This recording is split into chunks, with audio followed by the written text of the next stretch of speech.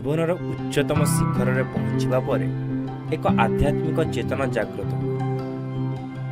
सेहीपरि स्वामी शैलेन्द्र सरस्वती दिल्ली विश्वविद्यालय पदार्थ विज्ञान में बीएससी सम्मान प्राप्त करने पर से एमएससी रे तांकर स्वतंत्र विषय भाव पदार्थ विज्ञान को बाछिथिले। तत्पश्चात आईआईएम अहमदाबाद एमबीए समाप्त करी विश्वव्यापी भावातीत ध्यानर प्रचार प्रसार निमंते संग्राम जारी रखिछन्ति। भव्य भक्ति चैनल रे तांको सह स्वतंत्र साक्षात्कार। जीवन को परिपूर्ण करने सहित सुस्थ समाज गठन में सदा सर्वदा साधु मानकर भूमिका रही आसी। तेबे आमर भव्य भक्ति चैनल एवं व्यक्तिगत भाव में मोर सौभाग्य जे आज आम सेमित जड़े साधु को पाइचु। एक साधुर जीवन ये यात्रा किभली आरंभ होता, वर्तमान समय तांकर यात्रा केउ आड़ को जाउछि, मानव समाज प्रति वर्तमान समय कौन दायित्वबद्धता जड़े साधु हिसाब से तुलाइबार आवश्यकता रही, सब संपर्क में आम आलोचना करिबा।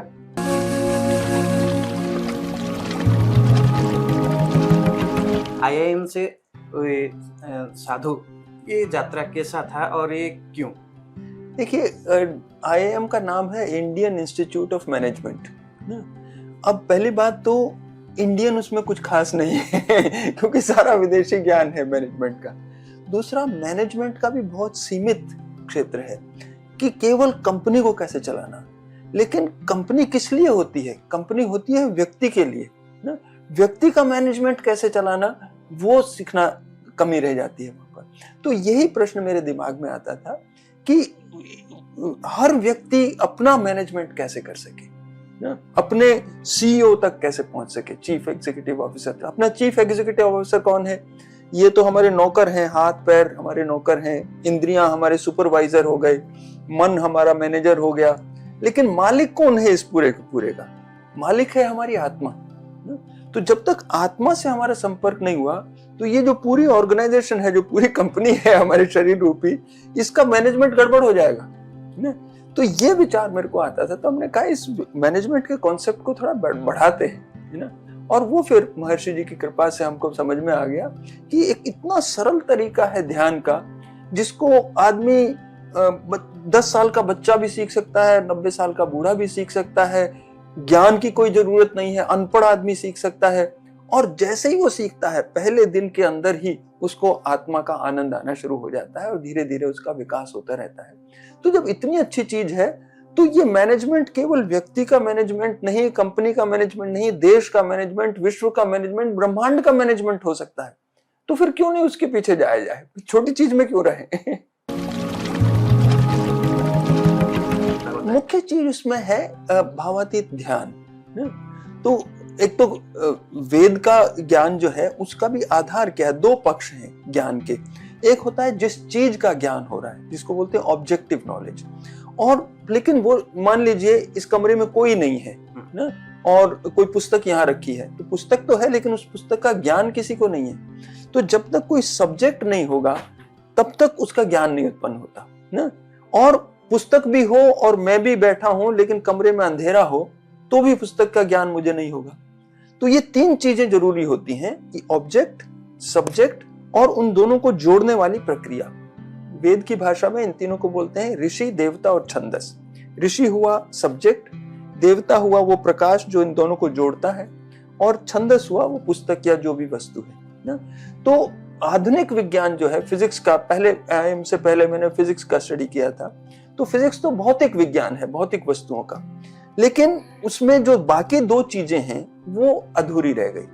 तो उसको पूरा करने के लिए आध्यात्मिक ज्ञान आवश्यक है। और आध्यात्मिक ज्ञान महर्षि जी ने इतना सरल तरीका बता दिया है कि उसको हर व्यक्ति सीख सकता है। तो फिर पूरा जीवन उसी में लगाने लगे। जीवन में सफलता के लिए आध्यात्मिकता बहुत जरूरी है। जैसे पेड़ में ज्यादा फल आए उसके लिए पेड़ में पानी, जड़ में पानी डालना बहुत जरूरी है। अगर आप फल को ही देखते रहोगे सारे दिन ना, तो कुछ देर के बाद फल आना बंद हो जाएंगे, पानी डालना भूल गए तो ना। तो इसी तरह से ऐसा नहीं है कि हमको दुनिया को छोड़ना है या वैराग्य करना है ना। जो भी क्षेत्र में हम अच्छे स्टूडेंट हैं, हमको ज्यादा नंबर चाहिए, उसके लिए भी वही अपने आत्मा की जड़ में पानी डालना जरूरी है। व्यापारी है, उसको ज्यादा पैसा चाहिए, उसके लिए भी वही आत्मा के जड़ में पानी डालना जरूरी है। जो भी हम काम करते हैं इस मस्तिष्क के माध्यम से ही तो करते हैं, लेकिन इस मस्तिष्क की क्षमता इतनी ज्यादा है और हम उसका इतना छोटा सा हिस्सा इस्तेमाल करते हैं। आइंस्टाइन ने कहा था कि मैं 2-3% से ज्यादा अपने ब्रेन का इस्तेमाल नहीं कर पाया, और बाकी लोग कितना करते होंगे अंदाजा लगा सकते हैं। क्यों नहीं कर सकते? क्योंकि हमारे मस्तिष्क में थकावट, तनाव, इसके कारण गांठें पड़ जाती, और जितनी नर्व्स वो गांठ में फंसी हुई है वो काम में नहीं आ रही होती। धीरे धीरे तनाव बढ़ते जाते हैं, हमारी क्षमता कम होती जाती। ध्यान करने से क्या होता है, जब मन और शरीर को गहरा विश्राम मिल जाता है तो वो गांठें ढीली होकर खुल जाती हैं, जो नर्व्स काम में नहीं आ रही होती वो काम में आने लगती हैं।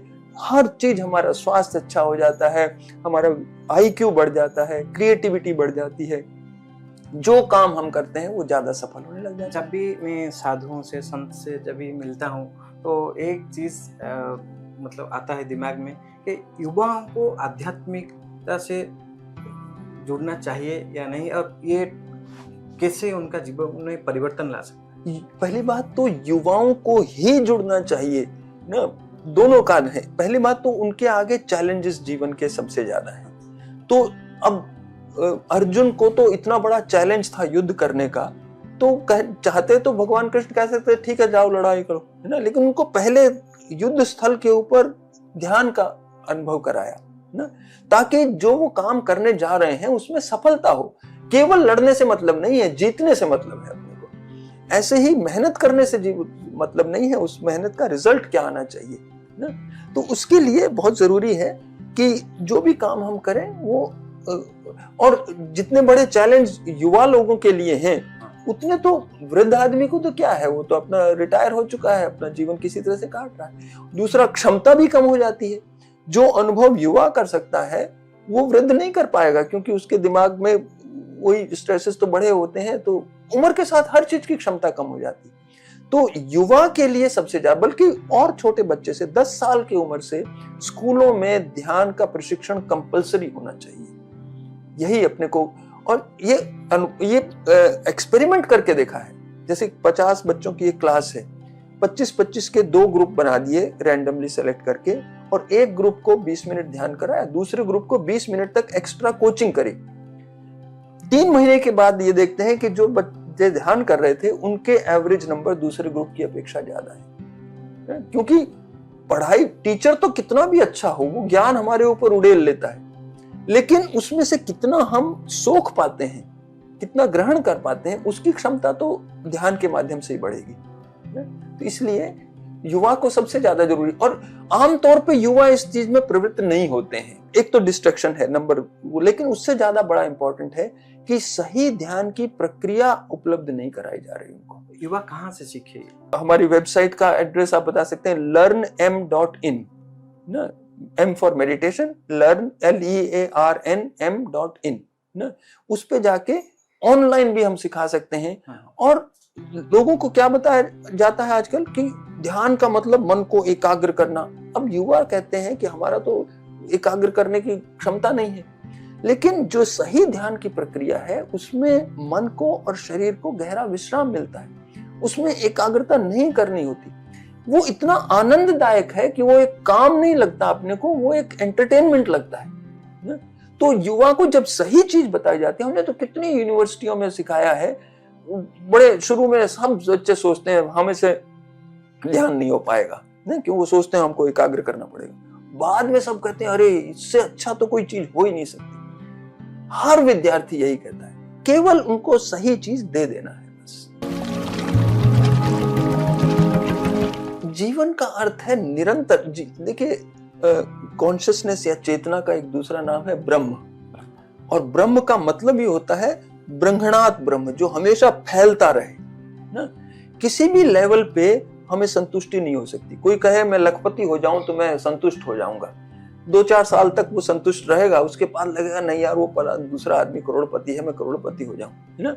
तो ऐसे ही कोई पेड़ उग रहा है, वो अगर 100 फीट का होने वाला है, 10 फीट पर ऊंचा होने के बाद उसको आप रोक दो तो रोक नहीं सकते, या तो मर जाएगा या बढ़ता रहेगा ना। तो जीवन का स्वभाव ही है बढ़ते रहना ना। तो ब्रह्म अपने को होना, अपना स्वास्थ्य पहले से ज्यादा अच्छा होना चाहिए, हमारा इनकम पहले से ज्यादा अच्छा होना चाहिए, ज्ञान बढ़ते रहना चाहिए, और बढ़ते बढ़ते विश्व का, ब्रह्मांड का मालिक हो सकते हैं, अहम ब्रह्मास्मि तक स्थिति आ सकती है, वो जीवन का लक्ष्य है। तो युवाओं के लिए और सनातन धर्म के लिए और देश के लिए आपका भव्य भक्ति चैनल के माध्यम से क्या संदेश है? देखिए, युवाओं के लिए आपके कंधों के ऊपर आपका ही नहीं पूरे देश का और पूरे विश्व का भविष्य निर्भर करता है ना। और सबसे पहला आप अपने स्वार्थ के बारे में सोचिए, अपना विकास कीजिए, और जब कोई घड़ा भर जाता है तो फिर उसका पानी अपने आप चारों तरफ फैलने लगता है।